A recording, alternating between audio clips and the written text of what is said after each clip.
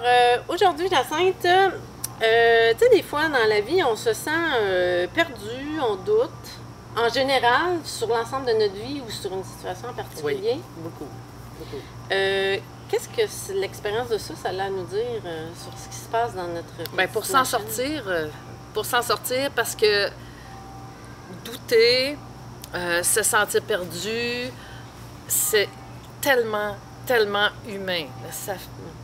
Oubliez ça, si vous pensez être capable un jour de vous débarrasser de ça, comme de la culpabilité, et je pourrais en nommer, oubliez ça, là. Vous allez jusqu'à votre mort être, entre guillemets, aux prises avec ces sensations-là, ces peurs-là, ces vertiges-là, parce que ça fait partie de la race humaine. Fait que la première chose, c'est faire la paix. C'est une prémisse de base. Est-ce que ça veut dire qu'il faut être totalement dominé par tout ça? Non. Puis la première chose à prendre conscience, quand on doute, par exemple, c'est génial. C'est vraiment génial, douter.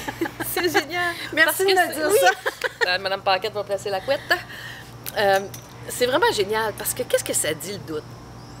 Le doute, ça dit la même chose que quand vous vous ennuyez d'un proche qui est parti en voyage, que vous n'avez pas vu depuis longtemps. Si vous vous ennuyez, c'est parce que vous l'aimez. C'est parce qu'à l'opposé, il y a quelque chose de grand. Mais le doute, c'est la même affaire. Quand, dans le doute, ça veut dire quoi? Ça veut dire que vous doutez de quelque chose. Donc, si vous doutez, c'est parce qu'en vous, il y a une certitude d'éveiller. C'est la distance de la certitude qui fait douter. Tu peux pas douter s'il n'y a pas de certitude.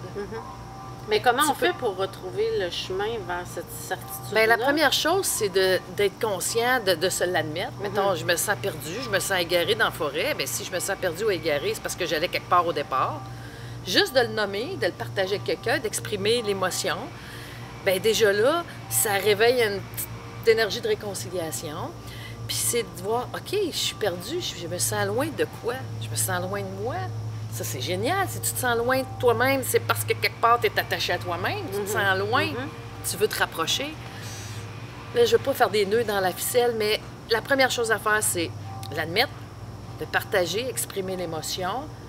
Puis souvent, ça suffit à réveiller la force, à réveiller la certitude. La certitude, elle va revenir. Et ça, c'est réconciliant parce que la certitude, elle va comme se réveiller, s'articuler. Ça lui redonne vie en quelque Ça redonne vie, puis là, à partir de là, elle peut exercer son pouvoir gravitationnel. On ne tombera pas dans des grandes astrophysiques choses, mais je peux vous dire que ne serait-ce qu'une pensée, une émotion, tout ce qui nous habite, dès que ça bouge, ça fait comme une attraction. Et là, les marées peuvent jouer. Mais on va toujours valser entre doute et certitude. Tout le temps, tout le temps, tout le temps. Mais on peut peut-être développer des raccourcis, par exemple, pour être capable de renouer avec la certitude. Puis c'est toute une réconciliation avec ça génère un malaise, le doute, à l'intérieur, mais c'est de se réconcilier avec ces malaises-là. Il nous parle quand même de quelque chose c'est humain.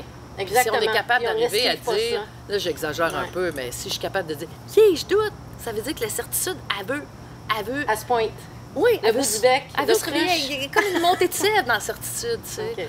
Dans l'égarement, dans l'éloignement, dans l'ennui, que ce soit envers les autres, envers soi-même.